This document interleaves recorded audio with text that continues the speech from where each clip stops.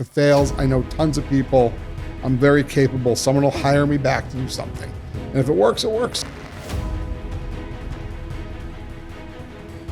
I like to feel that vibe from my people I'm dealing with.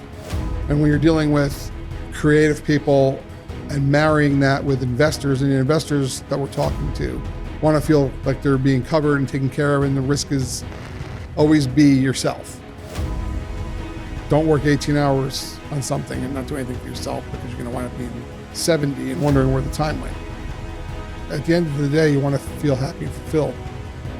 I'm never fearful of who I need to talk to. I will go and make that happen. Hey everyone, welcome to Business Unchained, where entrepreneurs and business owners come together to power up on their journey to greatness.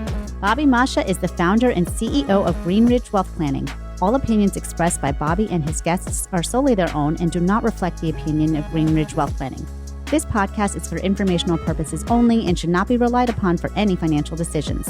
Clients of Greenridge Wealth Planning may maintain positions in any securities discussed in this podcast.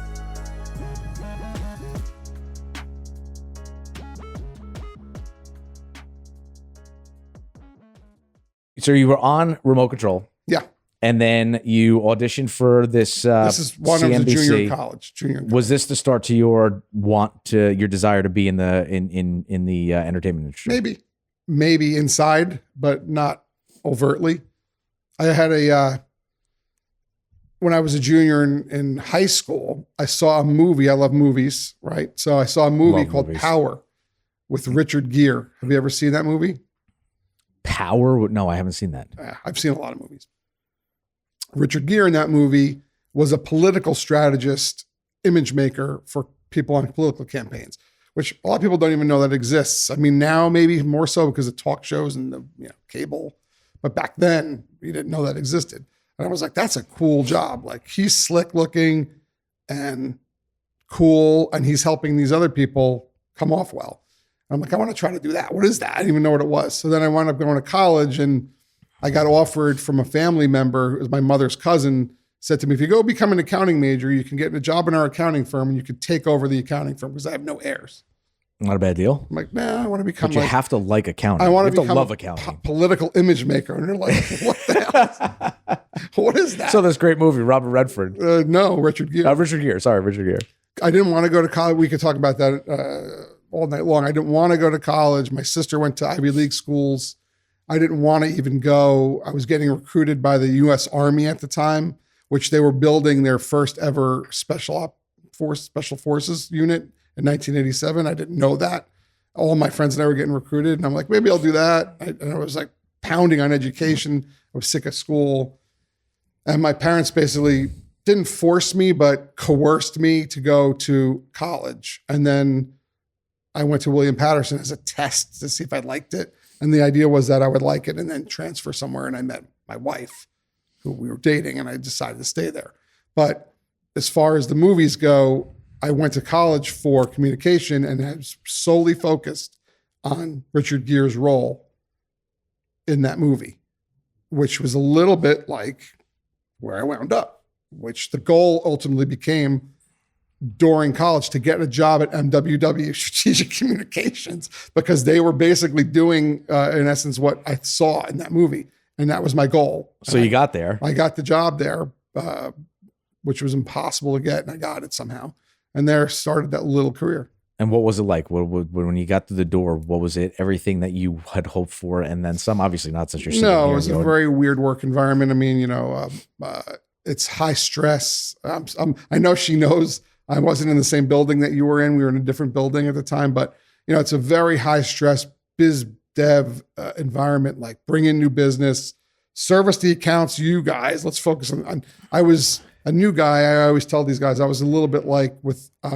I really liked Michael Kempner a lot as a mentor. He was a super smart guy and treated me personally well, and he took me with him everywhere. So because I was able to shake hands, kiss babies, make your way around. Yeah, and I could handle myself, and I'd go out with him, and I met a lot of people with Michael, and but that place could be crazy. If an account dropped off, hide under your desk, but I moved out of there into other things. So what was the moment that you decided, you know what, this corporate structure, this life, this, I'm not going to be Richard Gere or Robert Redford. Apparently. Well, I wasn't sure that I wouldn't say I didn't want to do that, but I didn't want to do it in somebody else's house. Right. So my parents, sidebarring, were both educators. My dad grew up in the Great Depression. Their families came over through Ellis Island, pretty much had nothing, very little. And both my parents, my father got drafted into the Army, came back with the GI Bill, got his master's degree, became a school teacher, and my mother was a school teacher. So we grew up in a humble environment with two educators. And they weren't too strict with us about it. They let us do our thing intellectually. But I didn't want to do that. I wanted to kind of hustle. So even when I was their age, my son and his siblings' ages, I was always you have 4 kids. Yeah, 4 kids. He's the third. So give me the ages real quick. Erica's 22. She is a junior marketing executive at Reckitt. She just started down the road. Yep. Hopefully we maybe visit her after this. And then Skylar's a junior in college. Derek's a sophomore, and Jake is a senior in high school. All right. So you almost have all of them out. Almost. Next year will be 3 in college again. We already just got through that. So it wound up being a matter of, when we talked about this yesterday on the pre-interview call, it was a little bit of like freedom. Like there was a day, summer of 91, I was working at MWW and I went out for a rare break. I took my Chevy Blazer, which I had, which was brand new. And I pulled out just to get some air and get something out for lunch. And I opened up the sunroof and the windows, blasting the AC, blasting Rush on a cassette tape. And my arm was here with my sleeve rolled up and the sun was hitting my arm, which was cold from being inside. I was like, why am I going back into this gray building? Like, what am I doing? Like, I'm trying to figure out life. I'm 22, whatever. And then that was the beginning of like, this can't be for me. I was looking at the guys who were 10 years older than me. I know that's a question you like to ask. What do you see as 10 years from now? And that question I posed to myself at that time. I do not want to be, I don't want to say their names, but these guys. It's not that. It's not that. Yeah. Me. I'm not being this middle manager guy 10 years from now. Forget it. The next job I got after that was the stepping stone to my then girlfriend and I going on a vacation together, sitting on a balcony at night, having a drink. And I'm like, you know what? I'm leaving this. No way am I doing this anymore. I'm going to open my own company. If it fails, I know tons of people. I'm very capable. Someone will hire me back to do something. And if it works, it works. And if I'm young enough, I could do it right now. I'm going to do it. And she was like, supported me. She's like, great. I said, it might be a little lean on the dates for a couple months, but making some ramen at home. Exactly. Roly Boly in the mall, and that's it for dinner. But I don't Blockbuster, and we're not going to forget to rewind it because I'm not paying that fee. Blockbuster. Right. And that was really the start right there. That was 93. And I was like, I'm opening my own company, and I did it. So what was that like? Take us back to when you were opening up your own company. What was the concept around naming it? Around what were the things that you needed to do to get it up and off the ground? And talk to us a little bit about what you saw out of that vision. What was your vision at that point? Obviously I was influenced a lot by my experience at my first job. Structure, services provided, kind of always say yes and then go figure out how you're going to do it. We got a phone call, the new company, by the way. We had a phone call one time. I had a partner I brought on very quickly, and they were like, can you upholster our couches? And I'm like, hold on, please. I'm like, we need money. But it's a job. Let's take this guy's couches. We'll go get him upholster. We'll like make $50 on it. It's better than nothing. I'm like, no, it's not, But yeah, the idea was like, we made a very vague, generic name to be able to say yes to anything that was inside the realm of marketing or advertising or writing or anything. Yes, of course we do that, So no clear vision, no clear mission. We did. Just kind we of had we had a vision, but it started out as two parts. There was, the consulting, public relations. I knew tons of people. I had a niche in certain sectors. So I had some clients come on, and there's retainers for that. I don't know if you know how that world works. You probably have a PR firm, but they had some retainers and some work for hire work or per hour work. And we were doing some writing, some consulting. I had done public speaking training for people. So we're doing a little bit of that. And then we had the marketing collateral side, which was, hey, by the way, we're doing this special event. We need all this stuff for it. So I had a partner come on who handled all the print and promotional stuff. And after a year, we're like, hey, let's look at the numbers, numbers. time spent on this, dollar for dollar. Certain things were making money, certain things weren't. So let's focus on those things. We started to figure it out, and it grew and grew and grew. And I was I had the word relentless in my film company. I was relentless about clients. I was like everywhere. What was the name of that company? Marketing and Promotions Group. Okay. Inc. Like I said, vague and just right there. Right. Marketing and promotions. That's it. Group. And don't forget to upholster our furniture. Yeah. We'll do it for you. We'll do a good job. We'll get it done quick. Never say the best price. That's a cheesy thing to say. But anyway, so yeah, that was the start of that thing there. And it was good. It was busy and we grew it quickly. And like I said, my whole thing was business development. I was out. I think I told my kids I wrote a poem because there was no internet. There was no emailing. Like people hide behind an email. Hey, I'd love to get involved with you today. So, I was calling, I was walking into places and I was mailing letters, the things you had to do, old school. It was a different environment. And I was trying to get in the door at McCarter and English. Yep. The Big law firm. Yeah. Yep. So we had lists from NJ Biz at the time. They had this big magazine that came. They still do that. Top 50 of everything. So I would rip out and I'd focus like this morning, I'm going from 1 to 25. I'm going to get the marketing or whatever person at each place. I'm going to hammer them. And I'm like, I'm going to McCarter English first, and couldn't get through to her. Barbara Breivik. I love Barbara Breivik. If she hears this, she's still active. She wouldn't return her calls, nothing. And they're in Newark. I'm like, I'm not just going to drive in there, walk in. I don't even know how to navigate those buildings. So I wrote a poem and I mailed it in a letter to Barbara Breivik. And Barbara Breivik called. She goes, all right, I got your poem in the mail. And she goes, you deserve to have a meeting here. So why don't you and your partner, Joe, you and your group, come down and meet me. And then we landed all this 150th anniversary business. That's fantastic. McCarter and English. And that started a long-term relationship with McCarter and English, with the company, and Barbara and the different jobs that she wound up having subsequently. And it opened doors for me. You know how that works. And that's how I was rolling at that time. So would you attribute your relentlessness to that to the success of that company? I would attribute it to genetics from my mother, okay, who's passed away, but she was relentless. Yeah. Is that where you learned it from? Yeah, and she was like a educator, but the number one salesperson in the world. She'd make you want to eat the eggs you didn't want, So a little bit of genetics from my mom, I think. Talk to me a little bit about where that company is, what happened, what was what's been kind of the path. Have you ever heard of Michael Ovitz? No. All right. So tonight, trust me, read up on Michael Ovitz. Okay. You'll be intrigued and you'll be like, wow, I never heard of this guy, and really interesting story. Michael Ovitz founded CAA, which is a talent agency in Hollywood, which is pretty much the Goldman Sachs of Hollywood talent agencies. Founded it from scratch, left a job with his buddies at William Morris and opened up CAA, which is now a powerhouse company. And I was obsessed with CAA, and Michael Ovitz was running it day to day, similarly to Michael Kempner running a PR agency, different animals, right? I was running my company, but I was getting not bored, but frustrated. I wanted new stuff. Ovitz was sort of dipping his toes into other businesses. He'd consult for mergers and acquisitions and entertainment companies.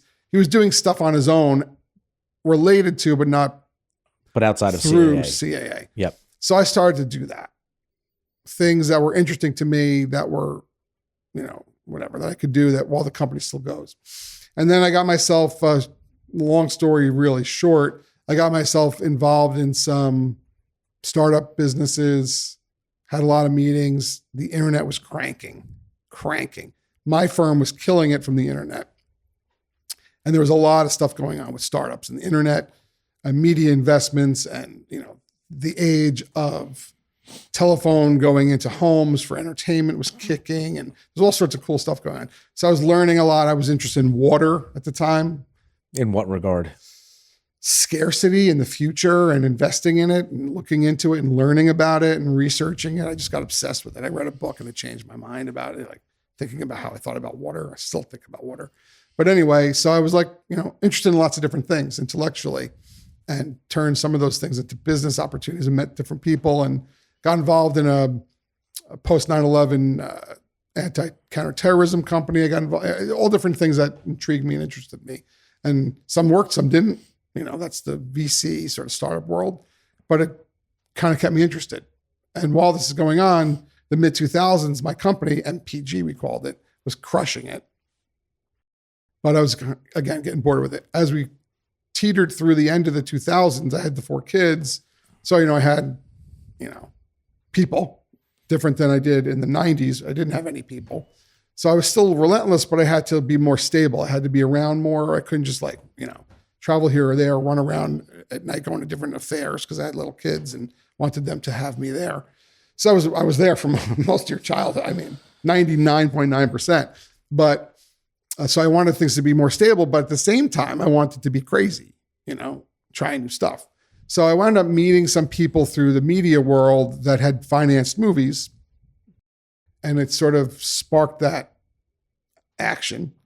And that's sort of what flipped that switch on and started that ball rolling in the mid 2000s. What's going on with MP? Oh, you want to know what happened to that? Yeah. So that was still going. 2000. What did it look like? What was the infrastructure like? How were you able to pull 2007 away? was a big year that year, I remember. And 2008, things started getting weird. And then we had the whole world kind of fold up. And when that happened, things slowed down a lot. And I was very active in real estate at the time. And I was really doing well with that stuff.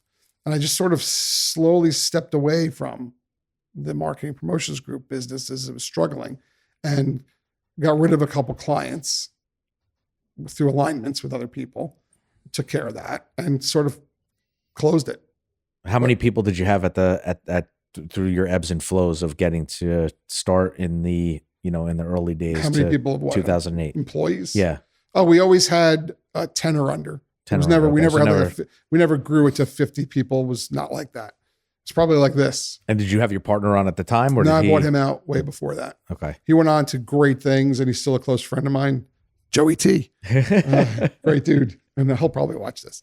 He was on a couple things like this too. He started up an online store for Greek apparel. It's like one of the biggest in the country. For Greek apparel? Yep. Fraternity and sorority apparel. Oh, okay. Yeah. Okay. Yeah. Gotcha. But so anyway, yeah, that was 2009. And that I was pedaled down on the film stuff. 2 projects I was working on never made it. And no one got hurt in the process of trying to get those going. They were way above my pay grade at the time. Now they wouldn't be, and slowly led me into being introduced to the guy who directed FIGHTVILLE, which is the first movie I produced. And I got introduced to that because people I had known 5 years earlier were like, hey, you love fighting and jiu-jitsu. There's a guy trying to make a movie about that. You should meet him. He's a real guy. And that's how I met that guy. And we made the movie FIGHTVILLE. And that sort of started this whole thing. So the 2 that didn't work out, talk to me a little bit about what was going on at the time. How did you get in? How did you get into it? How did you start it? What were some of the things that the fails? Well, I'm curious, right? I want to get into the movie industry, and then all of a sudden you get into it. It doesn't really work out, but then you become successful because you learned along the way. But what was going through your mind in terms of thinking about process or thinking about who you need to talk to, or what was that environment like? Right. So I'll preface it by saying I'm never fearful of who I need to talk to. I will go and make that happen. Well, you wrote a poem to McCarter English. That was old school. That was OG. But I mean, I've talked to film studio heads. They're like, how did you get this meeting? I'm like, don't worry about it. We're here now. Let's relax. Let's have a bottle of water and talk. Let's get to know each other. But you'd be amazed at some of those people I've gotten in the door with. But anyway, I was in my sister's office in New York City, and her partner at the time said, oh, your sister was telling me about this TV thing you're working on. I have this screenplay someone wrote about surfing. That's the thing I'm a fan of and and spent a lot of time down the beach. So I'm like, okay, what's up with it? Well, it's an independent screenplay about 2 brothers surfing. Maybe, you could show it to some of these people, I'm like, all right. So I read it. I don't remember if I liked it or didn't like it. And I showed it to a couple of these people. I'm like, yeah, this is cool. Let's see what we can do with this. So we started working on this surfing screenplay. One of my favorite movies is Point Break. Love Point Break. Okay, good. All right. Yeah. So you know that one. You're not too young for that one. Oh, no. Power, you got to watch. I think I've watched CIA, you got to look up times. Ovitz, and you got to watch Power. But right. Point Break, we're on the same page. I love Point Break. I was like, cool, like another Point Break, whatever. And we started to, It's some guys I knew from the media investing started talking about it. Who's going to direct it? Well, we need to talk to some people. We need to get some development money. And there's a blonde girl role. There's an investor that has a wife. Maybe she'll do it. Like, I didn't know anything about this stuff. I'm learning. And it just basically just didn't work out. It was part-time sludging along. And in the meantime, I'm obsessed with the movie Vision Quest. Do you know that movie? Mm-hmm. Okay. So Vision Quest is one of my favorite movies. And there are posters all over the basement. With my movie posters are the Vision Quest posters. All my movies posters are in the basement. So I reach out to the author of the original novel, Vision Quest, which he wrote. He was a wrestling guy that wrote a novel, and then it got optioned to become the movie. So I reached out to the original author. I'm like, hey, I'm Michael Gray. I'm me. I'm doing this and that. We should just talk. And me and Terry talked. And I'm like, I think there's room for like a sequel to the original movie. Like, where are they now? It's like, that's a great idea. Let's try to come up with something. You should probably talk to my agent because there's some things with the studio that owns the rights. So I got with the studio that owns the rights at the time, and they still do. Got his contract, which is very interesting to see, from 1979, which he got screwed. And I read through it, and I'm like, okay, so this is going to be tough, but let's try to put this together. And I tried going down the road of getting a sequel made to that movie. That was like 08, 09. One thing led to another. That did not work out either. 09, things started bouncing back. I got introduced to the FIGHTVILLE director. And 2010, we shot and made FIGHTVILLE. Talk to me a little bit about getting involved in FIGHTVILLE. What was what surprised you? What did you learn that you didn't know in the two Nobody Got Hurt failures? One of the things at the time was the two things I tried to do were huge enterprises. A Point Break type surfing movie is like a $20 million movie. Vision Quest requires a cooperation from a studio. Good luck. I can try to wrangle that, but then it's really difficult. So when I came out of that, I said to my people, I said to them, I definitely want to do something, but it's got to be small and controlled, and I could be more involved and trying to figure this out. But that's the way this has to go. I'm not sure what it's going to be. I actually shot a PSA because I don't like smoking. So I made a PSA about smoking and cigarette litter on the beach, which is like one of my biggest pet peeves. People throw cigarettes on the beach. Terrible. In my 20s, when my wife and I were dating, I shouldn't say this in front of my son who has violent tendencies, but I had many interactions on the beach that didn't go well for the cigarette flippers. When I was on the beach in Long Beach Island in my 20s, which I consider sacred ground. Anyway, so I made a PSA about cigarette pollution. I wrote it, directed it, and it got a lot of play. Clean Ocean Action played it and sent it out everywhere. Alliance for a Living Ocean, Keep America Beautiful. Like, a lot of people grabbed onto it. So I'm like, how did you distribute that? I made a YouTube. There was YouTube? Yeah, there was YouTube. I put it up on YouTube and sent nice notes out on email, no letters, and sent the link and said, check this out. Love to, no monetary gain for me, just about awareness. And people were like, great. And that kind of got me excited about how to make something and understanding sort of a bit about the process of shooting and setting it up and everything else and how that works. And then, having put out that feeler, like, I want to do something but small and controlled, I got to reach out somebody who knew I loved the fighting stuff I mentioned earlier and said, hey, there's a director. He has a project he's thinking about making. He's not sure exactly what he's doing with it yet, but he's a real guy. He made 4 war documentaries about the Iraq War that are really good. You should watch them.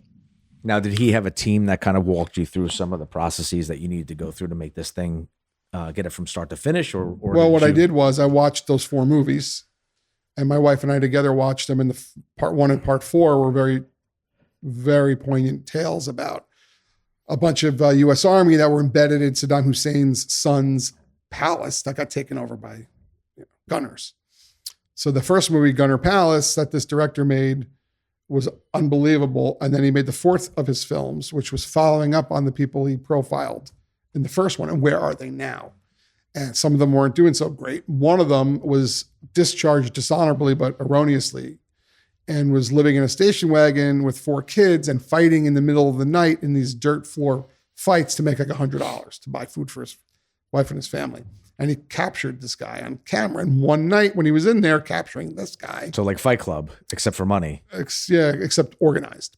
A guy came in to fight who was like sleek and good looking and tattooed and had a great build. And he caught some footage of him and was like, maybe there's a story here about he was working on the final piece of his war films, but it's like, maybe there's a story here about this underground world of people who want to make it in this mixed martial arts world. And really what goes on, it's not all glitz and glamour, yeah. What you see on ESPN. There's people fighting at midnight on a dirt floor for like $100. So he captured some of that footage and made a deck and made a presentation and was getting nowhere because the intelligentsia, the documentarian vibe investor is looking for issues for documentaries, social issue documentary. And he was getting shunned by that kind of investor world. And he couldn't get the movie made. And he didn't know anything about the world. So we got introduced and basically he said to me, I need to have somebody who knows about this world and I need money to get this movie made. So we cut a deal and we went and made the movie. And we captured lightning in a bottle. So for that, was that or say yes and figure it out, or did you feel like you had it pretty much figured out? No, we had a plan of what we're going to do, and the story was unfolding before our eyes with that fighter. He had gone from dirt floor to winning more matches or fights to getting into a promotion to getting signed by WEC, which subsequently got bought by UFC, which by the time we finished the movie and had the final cut, he was in the UFC. So we premiered the movie and it went from it's a rags to riches story that happened before our eyes, just by the stroke of the universe that worked. I premiered it at South by Southwest in the competition in Austin, Texas. At the time, I had my mother. And what year was this? 2011. We finished the movie in 10, premiered it in March of 11. We had my mother, my sister, my 4 kids, my wife. We got a big suite in Austin and we all went to the premiere and we had a packed house. We had a line to get in to watch it. And we had the people that were in the movie fighting there and the thing sold that night. It was crazy. That's awesome. Yeah. And then from there, I took that energy and met millions of more people and you're kind of getting the gist of how I roll. So that opened up a huge door for you. Oh yeah. Gave you some credibility, kind of got you into some met different a lot circles. of agents, met a lot of distributors, networks, people. And it was a matter of like, okay, now what? So what happened from 2011 to today? I made a lot of movies. What was your favorite one to do? I'll touch on them to make it interesting for our purposes. Right from there, I said, I don't want to make another documentary. I love the documentary. I think this was the one I was supposed to make. I don't see myself making another one. I was getting pitched left and right for new documentaries. Here's the baseball documentary. I love baseball. Here's another fighting documentary. You know, I'm like, no, I want to. You wanted a storyline. I wanted a scripted feature film with actors and so on. So I'm creating my own content. Started drafting a treatment for my own stories, but I didn't have the sort of credibility to do that yet. And then I got invited by the Tribeca Film Festival to a luncheon, and I went, and there was a lot of big shots in there. And I was at a small room. It wasn't a very big luncheon. It was probably not much bigger than your size of your room outside here. Small, maybe like 10 tables of people. And someone came up to me and they're like, oh, blah, blah, blah. And like, you should read this script. It's really good. You know, you're a dad with kids. It's a kids type movie. And I read that script at the time called A Birder's Guide to Everything, which was a coming of age story about a dorky kid who likes bird watching in high school, and his mother passed away and she taught him all he knew about bird watching. And his father was remarrying and he was trying to reconcile his father remarrying. And one day in the beginning of the movie, he sees a duck waddle by and disappear, and he thinks it's this extinct duck that just appeared. So he goes on this journey to sort of like separate himself from his feelings about his father remarrying to find this duck with his friends, and brings on the local birding expert who we got Ben Kingsley to play that role. And I made that movie. That's awesome. And that movie was great. It premiered at the Tribeca Film Festival. We had a lot of good support there and got acquired and played all around the world. And it was another huge deal for me. So that was actually my second. I'm skipping the first horror movie I made because it was mid. I wasn't that involved in it either. But Birder's Guide, we had a huge premiere. I mean, we had multiple Wait, premieres. did you just say mid? Yeah. That's awesome. I got teenagers. I'm trying to fit that into my vernacular. I have teenagers too. So, you know, it was mid. The first feature was mid, but Birders was like the real first one for me. And that took off. I was written about everywhere. We had premieres, I had screenings, the actors were everywhere. And that, solidified me really in the feature table. And then I was running around meeting agents, looking for partners for new projects I made. Right after that, we shot Jamie Marks is Dead, which is a horror movie that Liv Tyler was in, and Cameron Monaghan from Shameless on Showtime. Great cast, great project.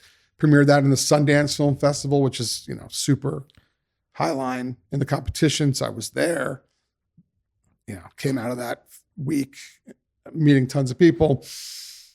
And then I made a slew. I made a couple of low budget horror movies that were big hits. And then I made a couple more scripted movies, and I wound up trending because pretty much every movie I was making, not only were the movies doing well and getting great reviews and playing great festivals and playing around the world, but somebody in each movie was breaking out, coming from doing okay to launching.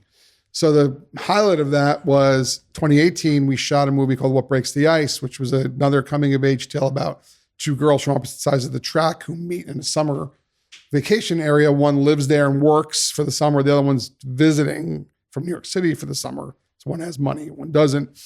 And one of the actresses was already working on Ozark, and the other one was a working actor, but she hadn't broken out yet. So we had two co-leads, and she basically launched herself from that movie, and she became the lead of Outer Banks on Netflix. Oh, really? And she's like a mega star now.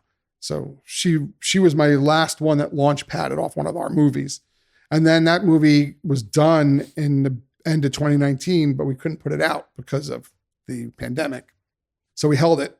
And while we held it, her value grew in 2020 because Ozark was launched. Yep. So we didn't launch the movie until 2021, which obviously turned out to be good. And that worked out. Where do you source your ideas? Where do you source your money? Like what's kind of the flow for you? Is it just take them as they come, or do you really kind of search for me personally, I have a slate of work that I want to accomplish, different intellectual properties. Some I own them, some I'm partners in, some I want and know and don't need to own them yet because they're out there. And I have my own ideas that stew around, and they're not all perfect, and I'm a realist, so I know what works and what doesn't work. So I get hit up a lot. Can you work on this? Can you help us with this? Because you have connectivity. I might have connectivity or certain connectivity. I'm valuable to certain people for various reasons. So I ebb and flow in what I choose to do and what not to do. Some things are, here's an opportunity. Can you help me do this? We have this much money, but I don't want to spend my time on that because I'd rather spend my time on something else, even if it's not paying me anything, because I feel like there's an upside for it. So I go through that on a weekly basis. And then I get something hot that's imminent, like American Summer right now. And that's taking up all the time because it's happening. So right now I'm not looking at anybody's anything. I know the plan is we're shooting American Summer. We know it's going to fly. We know it's great. We know there's interest in it. We know it's going to be a big launch. And next summer, we know there's going to be lots of press on it. And my aggressive Michael Gray is thinking, which other project am I going to be throwing out while I have heat on American Summer? So that's what I'm behind the American Summer getting off the ground is that. What am I going to lead in with when like, what are you working on next? What's going to be the perfect match for that? So I already sort of have that. So tell me about American Summer. I know you got a couple of big hitters that have already committed, and I'd love to know, like, how are you doing the funding? What's kind of been your process so far? Where are you in the filming of it? And what does this thing look like? Talk to me, baby. Yeah, American Summer is probably the best project that I've done yet. And it's every person that reads it, every actor that has read the script says the same thing. We need this in the marketplace. This is lacking in the marketplace. And basically we tell people it's Wonder Years meets Sandlot meets Goonies. It's a family movie. And the inspiration from it came from, I know your father passed away. I don't know about your mom. Mom's still around. Mom's still around. God bless you. You have that. Both my parents are not with us any longer. But when they were here and my kids were young, often we would go to a movie. And sometimes we go to a movie with the kid, either maybe it was all four of them, maybe it was just my dad, whatever. Usually the kids' movies were cartoons with a lot of lights and animatronics. And my dad would be like, can't we go to a movie that I might like? Like this is horrible. I'm dizzy from the lights. And so I'm like, where's there a movie where we can all go together where it's entertaining for grandpa, dad and mom, the kids of various ages. So I started writing this in 2012 as a treatment. I mentioned that earlier.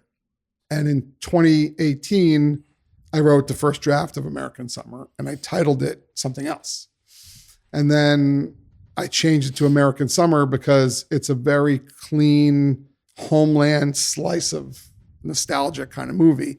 I felt it was a good title. Someone's favorite summer in America. And it was really made for what I just described, so that, your grandpa, grandma, mom and dad, and the kids can go to have a movie, eat some popcorn, and go home and feel really good and laugh, cry, get moved, and have a great story. And let's face it, most people, what shows are you watching? What movies did you see lately? Everybody talks about that. That's why I'm in this business, as a market for it. So American Summer evolved in 2018. We started writing it. 2019, we had a lot of heat from a big consumer brand that, as you could probably guess, I made that happen myself. They were interested in funding the movie, but we didn't work out all the details. They wanted too much of them in the movie, and it didn't look like a movie, so we said no. Big commercial. I said no to that, and I'm glad I said no to that. Great company, and I love those guys, but not for us. So 2020, no movie. 21, still no movie because of the pandemic. Yeah, tough environment. 22, we started it back up again, and the script had evolved and got better. We got more professional coverage on it. There's still too much anguish with testing going on, especially in the rules with kids. It was just not going to work in 22. So we tabled it again. We started setting up the movie for 2023, and there was strikes. Can't have actors working in the summer of 2023. So all the tides are against you. Everything kept shutting us down. We had various budgets. But you still move forward. You bet your ass. Because you're relentless. And I also know that this is lightning in a bottle. So in 2019, that budget was big. And then we sort of circulated it back out in 2022. It was half. And then I did the numbers. I don't want to say it too much detail on here, but I looked at the numbers and I sliced that down. I scraped a lot of fat off of it, including my own, and landed at this really low number. But I have a lot of experience making movies in that range, and I knew we could do it. And we just needed a couple of big names in there that would come on board and be partners. And we were able to do that. So now we have the movie at this low, lean budget that is set up to shoot in September in Bergen County. People ask me very often who finances these things. And I always say every one of these movies has a different way they're structured and different partners. Bigger projects have different layers. And you might hear, don't do a movie because you never get your money because there's 18 layers of stuff in front of you. And that might be true for a $10 million movie with bank debt and all sorts of lender fees. And this guy's owed this, and the actor gets deferred $250,000. We don't have complexity of structures. We don't have that. This is as simple as they ever will be. This is how you teach film financing in film school, probably. It's as basic as it goes. Here's the number, the money comes in, it goes back to everybody. It's pretty clear. So we know that there's certain types of people that do certain types of things. There's financiers that want to help tell documentarians a story about some struggle somewhere. And you have people who like horror. Some people don't like horror. Some people like sports. Some people like family. So my team and I target for this movie, family, people who have the means to take a shot at a movie. That would be the audience for the movie that would appreciate what we're trying to do. So talk to us about the headliners. Who do you have starring in this thing so far? To the point about the multi-generational audience, we have somebody for everybody. So we have, for the grandpas right now, we have Dan Lauria, who's in Reagan, who's the father from Wonder Years.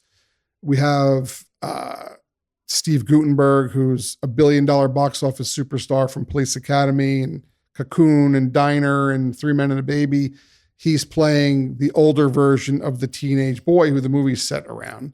And then we're currently out to cast the mother of that boy with some pretty big name people, but no one's locked in. I can show you the list, but there's 7 of them, so one of them will wind up on board. Really great actresses for the mom. And then we have the teenage star girl is Mia Tallarico, who's famous for Disney's Good Luck Charlie. This is her teenage breakout role. We're going to get tons of press on her. So a big shift from I know a guy who has a blonde wife and a lot of money, who maybe the blonde wife Good wants memory. to be in it, That was yeah. all the way to this lineup right here. Yeah. And we cast a very strategic ensemble of boys that are the little group of boys. They're all working actors that are just great for each individual part. We did a very strenuous set of auditions for them. And then I did a set of meetings, personal, not talking about the character, just what do you like to do on the weekend, to get to know them. When we cast all those guys, and they're amazing and they're just great kids. And they all were like, we want to make all of them said the same thing individually. They never even met each other. They don't even know who each other are. I want to be in the movie because it's a movie that I want to watch. This is what my life is actually like. It's just amazing. I haven't seen anything like this in all the scripts I get. That's We heard that from every kid and all their agents. And we're talking to, there's 2 baseball coaches. So Louis Soho from the New York Yankees Yep. is playing the Latino coach right now, who's a decent sized role. We screen tested him. Couldn't get Jeter. I don't think he'd be right for it. I'm just teasing. I think he'd be right for it. Luis Soho, it's a Latino role, so he's great for it. They're friends, but we know that the Yankees are going to be watching this. We just know that's going to happen. And then we were talking with a famous other Yankee for the other coach, but then we had interest from somebody from a very famous HBO show about Northern New Jersey mafia. So that actor we're talking to about playing the other coach, maybe. That's pretty interesting. So it's somebody reasonably notable will be in the other coach role. Who does the casting? Is it you or is it? We have a casting director who helps with a lot of the running around, but the bigger roles, I do myself. The producer usually does that. What do you see for yourself? When do you start filming this thing? Have you started? You said you have this, but you're always looking for the next project. Do you have the next project in mind? Where are you at right now? Well, right now, my mind is really, other than my family and the welfare of my kids and my wife, and we just redid our kitchen. Other than the welfare of my family, this project is all that's on my mind. So we are strategizing on all the locations and where we're housing all the, just lining up the next 4 weeks for the shoot, which is September 16th for 3 to 4 weeks in Northern New Jersey. That's what we're doing right now. That's all I'm thinking about. Once I wrap the shoot and that stresses off my head, I'm in post, then I'll start thinking about the movie releasing, getting the right deals for the movie, which are already sort of on the table, and what else is going to happen as a result of the success of this. I'm assuming that people can come and watch these movies. Where do they see them? I mean, they all have their life, right? So FIGHTVILLE is available out there, probably still on various pay-per-view. It's not open on a streaming for free right now. It's I think on Amazon for like $4. Okay. Something like that. I mean, almost every movie I've had is available somewhere because they get picked up for second window, third window, fourth window. FIGHTVILLE we've kept selling over and over every 2 years. Some of them get picked up into libraries and then they're released down to whatever, Tubi or Hulu or whatever. Now, what have you learned through the process of making movies for yourself and you're establishing your own financial being? What were some of the things that you kind of tripped over from how you make deals, put deals together? What are the 1 or 2 things that kind of popped up like over the later part of the movie creation? That's an easy answer, and the answer can be taken and spread out into business in general. Because I come into this movie business from business. Right. And it's movie business. It's not movie makes me feel happy and maybe someone else will feel happy. No, it's about too. making money, creating something. You have to intersect. Sustainable. You have to have the intersection of art and commerce and have that synergy be there and be able to be looked at and analyzed and discussed and thought through. So people can open a bagel store. And if you open the bagel store in the wrong neighborhood at the wrong time and don't have the right look and the right name, no one's going to go to that bagel store. And they have to think about, just because you're opening a bagel store, people like bagels doesn't mean they're going to go to your bagel store.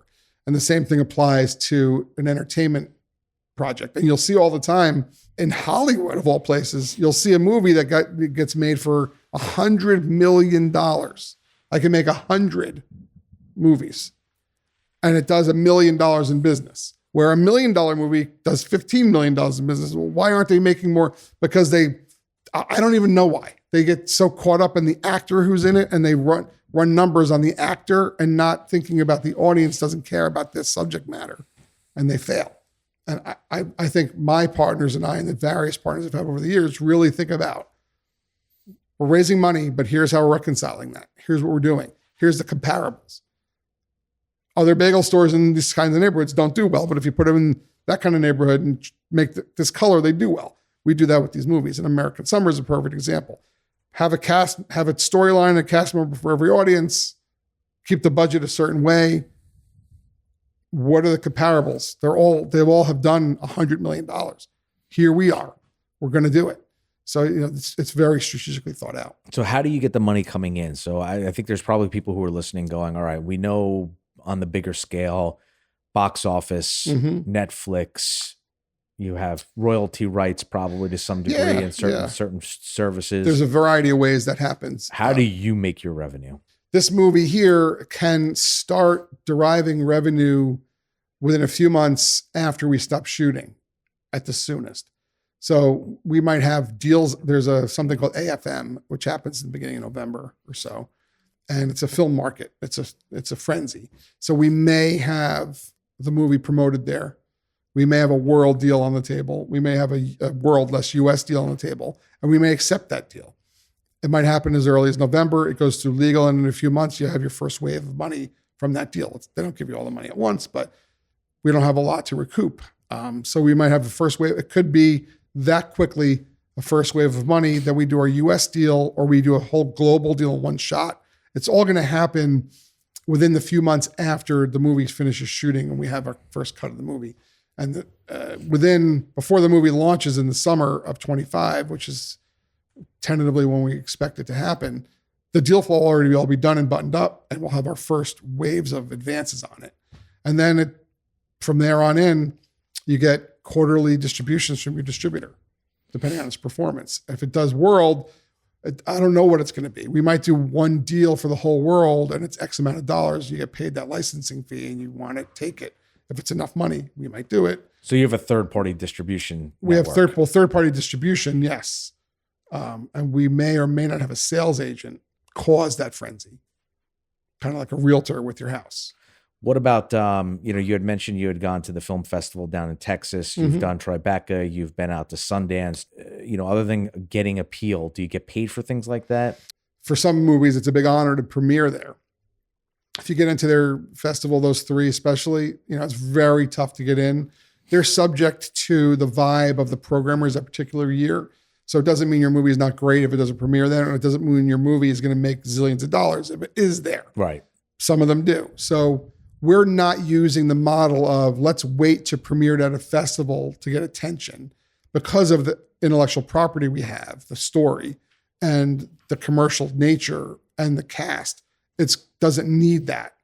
We already have heat for distribution already. We haven't even shot the movie. So we're not going to use that. But if Tribeca Film Festival, Jared Neese, who's a programmer there who knows me and programs some movies of mine in South by Southwest, now he's at Tribeca, wants to show this at Tribeca Film Festival in a special presentation in line with our distribution, great, we'll go to Tribeca. So what's your ideal, if you close your eyes and you go, ideally this movie would end up doing something, what would that something Well, we're looking for a... and it does have to be monetary. We're looking for a global deal with a U.S. theatrical release for summer 2025. So your family's going to go to July 4th weekend, those bunch of days. I think kids' movies did over $1 billion just that weekend. And there wasn't a live action kids movie. They were all cartoons. There wasn't one live action movie. So plug us in there next summer. Okay. And we'll take 25 million out of the $1 billion, because for my budget, it'd be a home run, pun intended. So now you have Derek here with you, your son. He wants to be in film. What does this look like for your other kids? Is it something that anybody else wants to get involved in, or where do you not really? See the evolution of your business? I don't know. I mean, my older one works at Wreck-It down the street. I know you mentioned that. And Skylar, who's a junior in college, is interested in special events. She likes to be, organizing parties, and she wants to do like corporate event stuff. She thinks.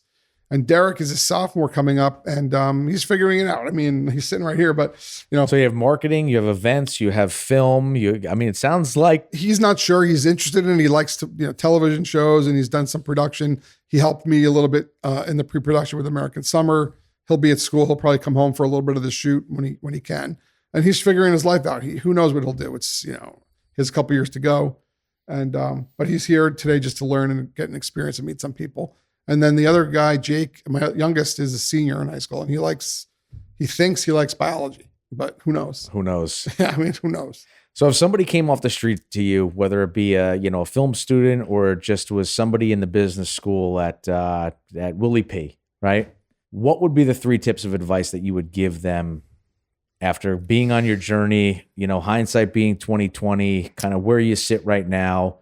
What are the 3 things that you would pass on to that young person? I know it's a common question that is asked, and you've probably asked your other people in the same seat, and it's a common theme. Like, what's your advice? And the advice is basically, number 1, always be yourself. Don't, sometimes you have to be a chameleon to make it happen, but be true to yourself. Don't be somebody else. Don't talk in a different voice when you're, be yourself and have balance. Don't work 18 hours on something and not do anything for yourself, because you're going to wind up being 70 and wondering where the time went. Break out and go to the beach, go fishing, go to your jiu-jitsu class. By the way, sidebarring again, when I went back into jiu-jitsu after my break, when I went back in again in a new school, I went to the 12 p.m. class. It was your day up. It was all independent guys. It was either entrepreneurs like myself or cops or like blue collar guys that could cut out. And it was the best thing ever. Middle of the day. Who does that? People who can, right? Like, have some balance. And we were all cool. We thought we were great in there at 12 o'clock for 2 hours. But balance, being yourself. And, at the end of the day, you want to feel happy and fulfilled. Otherwise, what's it all for? And I have lots of friends that work on Wall Street that take a bus into the city, and it's a grind, and they get up early, they take the bus, they do their trading or whatever it is. And I don't know, I don't do that, and they come home at 6:30 and they change out of their blue dress shirt and get into their t-shirt that I'm already wearing. And that's the life that they choose. It's not for me. I need to have action. I need to be constantly getting my intellectual curiosities satisfied. I like to meet new people. I like to try new things. And that's how I roll. So it's not for everyone, but those are my life tips. Listen, we all have to have some sort of like guiding light, that North Star. Yeah. And if you kind of set yourself back to always think about the 3 things that you think about, those are probably things that have really driven you to the point you are right now. Yeah. I mean, I also like straightforwardness. So in the world I work in, some people aren't. They'll tell you something and then they'll tell you something else. A trait that I have is that I don't forget anything. So my wife, who I've known since 1987, can tell you that that's a fact. So I can tell you what I was eating at 4 o'clock on Monday, October 19th, 1987, which in fact was a Monday, because I don't forget anything. I have a weird photographic memory. So I work in a business and people tell me something, and like 3 days later, they tell me something else. I'm like, are you sure that's your position? Because I just want to hear it one more time. Just tell me that one more time. He knows what I'm talking about. Say that again. Because 3 days ago, it was different. It was different. You can't do that to me. I will hammer you. So just tell it like it is. Life is short. I'm telling you the truth right now.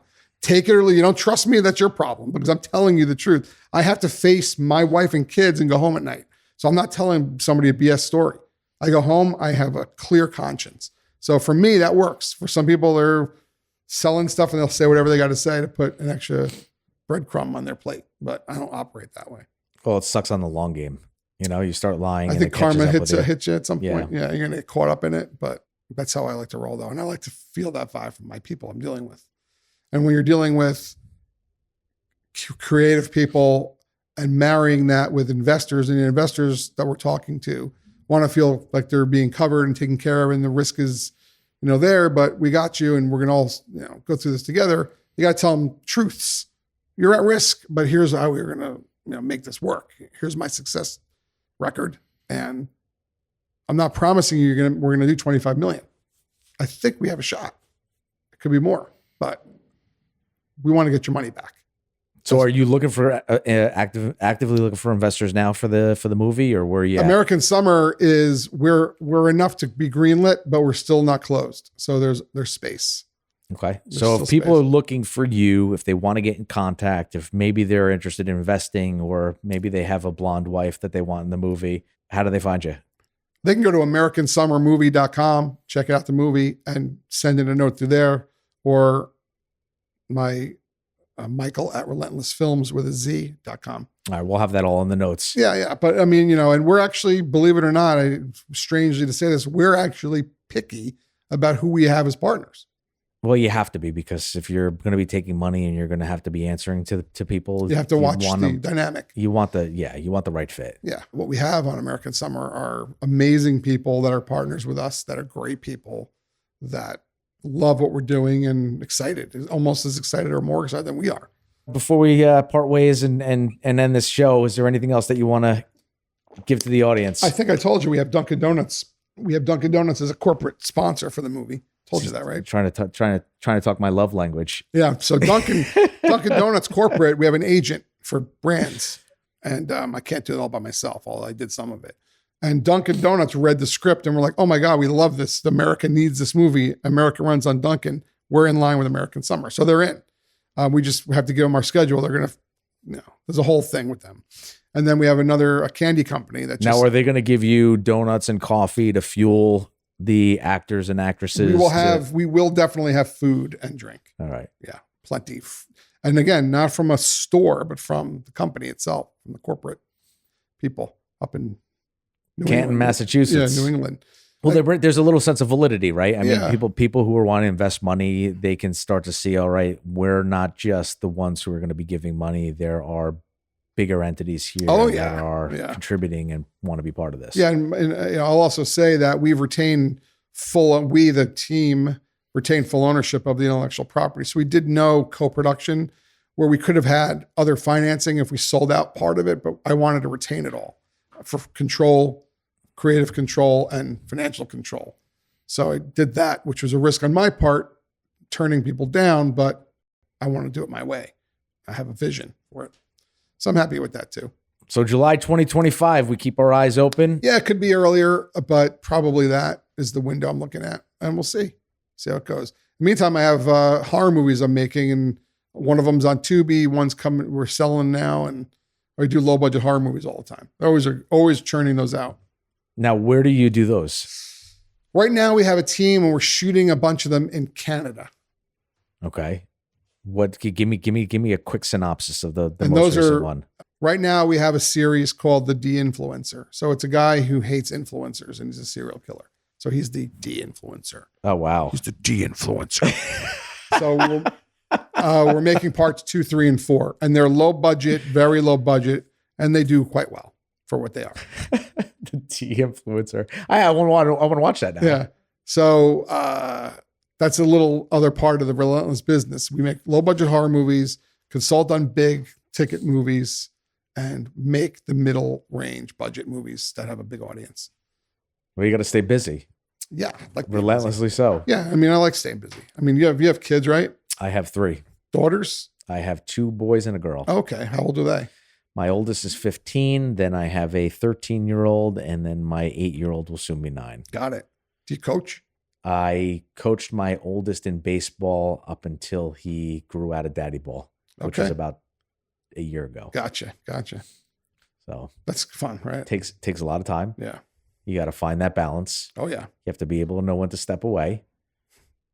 Goes back to that. Nobody said on their deathbed, I wish I worked more hours and I worked harder. I'm glad you realized that at the young age you're at, because I coached since 2007, and we were talking about this, Luciano and I, because his college friend is friends with a guy I know from my town who I was on the baseball board, coached baseball, softball, and I just ran the wrestling program for, I don't even remember how many years, maybe 9 years. I just left it, even though my youngest is in high school. They didn't find anybody to run it. So I've been running it all these extra years. Oh, wow. So I just stepped away. This will be my first year not running wrestling since like 2015, maybe. It's a lot though. I've done, rec basketball. I've done, for both all of my sons, my daughter. It's a whole other world of dealing with like parents and kids. And I like to get inside the head of the kids more than teaching them how to do this or that. I like to get them to feel confident. So at the end of the day, we're building a better little person throughout than just teaching them how to hit or teaching them how to wrestle. And I think my biggest success with coaching has been that very thing. And Derek knows this because he was on the wrestling team in high school and I coached him his whole life. Fulfilling for me is going to the matches, and the kids who I coached when they were little, who I no longer coach, run up to me before their matches to talk to me and run up to me after their matches to hug me. That's awesome. To me, has been very fulfilling. Yeah, I think that gets lost on a lot of people who try to live vicariously through their own kids. Oh yeah. And then it becomes a little bit of a mess. But, you know, you got to let these kids. I don't know if anybody would say that about me. Would you say that about me? Like being one of those crazies? It doesn't sound like it. No. I mean, you're probably crazy enough. I say the least. I don't know if that way. I mean, his brother's still wrestling, and I probably say the least at his matches than anyone in the whole gym, unless something bad's happening. Then I'll get crazy at the end of that one in the counties. You and I were yelling. But anyway, it's all good. Well, Michael Gray, I appreciate you coming by. This was a lot of fun. Yeah, awesome. Learning about your journey, learning a little bit about your entry into the film world. Spending time in PR and how you peeled yourself away, and it takes a certain individual to be as relentless as you are to make this kind of thing happen. And I have a question for you. Yeah. I'm sorry to interrupt you. No. Is this a New Jersey only, or does this get broadcast to other types? This is global, man. I have no we idea. go all the way to the Philippines. Oh, okay. All right.